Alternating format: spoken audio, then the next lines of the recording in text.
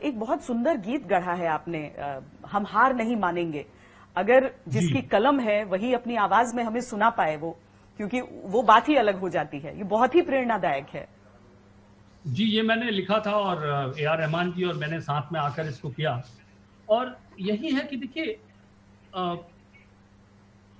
अगर आप क्रिएटिविटी को देखें, पहले तो मैं आपके जितने भी इस वक्त सुन रहे हैं लोग, आपसे जुड़े हैं, सबको मैं शुभकामनाएं देना चाहता हूं कि उनकी स्वास्थ्य के लिए और आने वाले दिनों में जो संघर्ष हमारे सामने है उसको, उन चुनौतियों को झेलने के लिए मैं शुभकामनाएं देना चाहता हूं कि आप लोग गढ़े। अभी this is not about post Covid, this is about with Covid. हमें उसके साथ जीना है और उसको किस तरह से जीवन में किस तरह से उससे जूझना है, इसके लिए ही ये गीत था कि एक दिया तुम्हारा और एक लौ है मेरी, टल जाएगी ये काली रात अंधेरी, हम डोर डोर साहस बटोर लाएंगे, हम डोर डोर साहस बटोर लाएंगे नहीं, हम हार नहीं मानेंगे, हम हार नहीं मानेंगे, हम हार नहीं मानेंगे, कह दो। जिनके रिश्ते गहरे गहरे होते हैं, देखिए आज सोशल डिस्टेंसिंग की बात कर रहे हैं आप, दूर रहने की, लेकिन जिनके रिश्ते गहरे गहरे, उनके दोनों पंख सुनहरे होते हैं, दूरी उनको और पास ले आती है और उड़ान भी और खास हो जाती है। जिनके रिश्ते गहरे गहरे होते हैं, उनके दोनों पंख सुनहरे होते हैं, दूरी उनको और पास ले आती है और उड़ान भी और खास हो जाती है। हम बिखरा एक संसार नहीं मानेंगे, हम हार नहीं मानेंगे, हम हार नहीं मानेंगे, कह दो। वो दिए जो तूफानों से शर्त लगाते हैं, इतिहास के पन्ने उनको ही दोहराते हैं। हम दिल से बस उनको ही सलामी देते हैं, खुद से आगे जो औरों को रख पाते हैं। हम सूरज हैं, अंधकार नहीं मानेंगे, हम हार नहीं मानेंगे, हम हार नहीं मानेंगे, कह दो।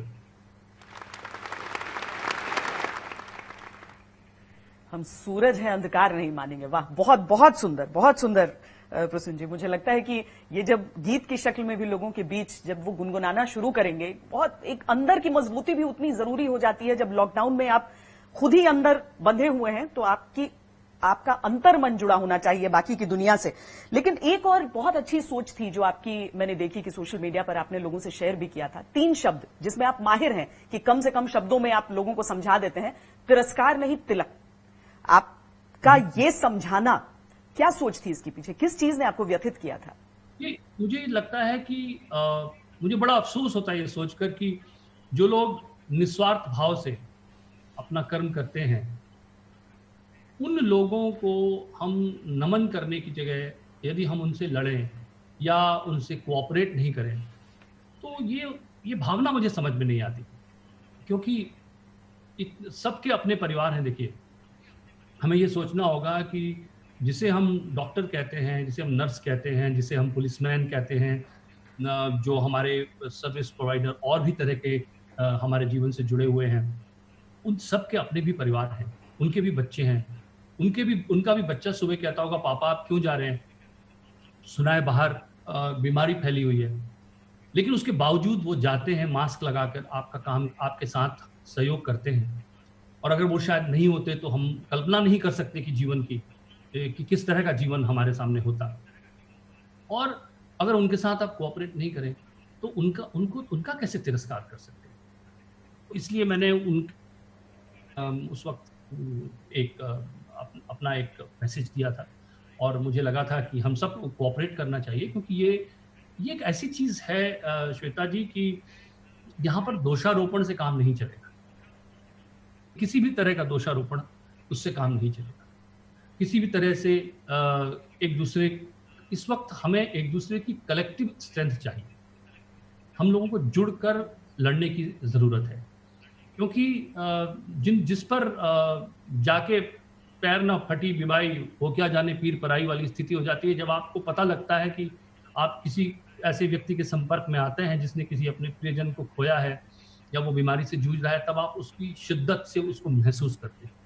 तो ये मानना कि हम में से कोई भी इससे अछूता नहीं है, किसी न किसी रूप में ये लड़ाई हम सबकी लड़ाई है।